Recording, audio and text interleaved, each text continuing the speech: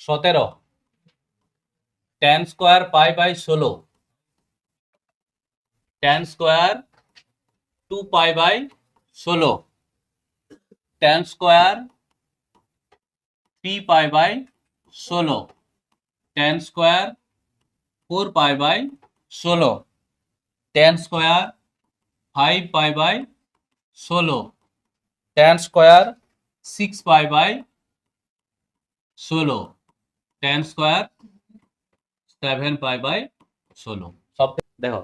এর প্রত্যেকটার সাথে কাটবে কটা আছে এখানে 7টা আছে শুধু এই যে এই জায়গাটা দেখো 4 4 16 এইটা একটা 1 হয়ে গেল বাকি প্রত্যেকটা জোড়া আছে কেমন ভাবে pi by 2 minus pi by 16 করো কত হবে 16 লসাগু মানে কত 8 পাই মাইনাস পাই মানে কত 7 পাই বাই 16 তুমি 7 পাই এর জায়গায় 90 মাইনাস মানে এটা তো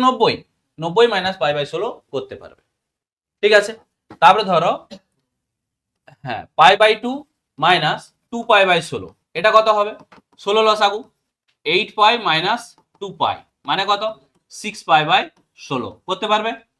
6 পাই এর জায়গায় এটা আবার দেখো pi by 2 minus 3 pi by 16 এখানেও কত হবে তোমার 8 পাই মাইনাস 3 পাই মানে কত 5 পাই বাই 16 তাহলে 5 পাই এর জায়গায় এটা 6 পাই এর জায়গায় এটা এলো বসালেই দেখো 1 হয়ে যাচ্ছে ঠিক না তাহলে tan square pi by 16 7 pi বাইটাকে কি লিখতে পাচ্ছি pi by 2 minus pi by 16 tan square 2 pi by 16 এটাকে কি করতে পারবো tan স্কয়ার তোমার pi by 2 minus 2 pi by 16 তারপর tan স্কয়ার 3 পাই বাই 16 এটাকে কি করতে পারবো tan square pi by 2 minus এই ঠিক আছে তাহলে এগুলো স্কয়ার আছে তাহলে tan square pi by 16 cot square pi by 16 tan square 2 pi by 16 cot square 2 pi by 16 tan square 3 pi by 16 cot square 3 pi by 16 তার মানে 1 এইগুলো এমন ভাবে এ রাখবে যেন দেখলেই বুঝতে পারো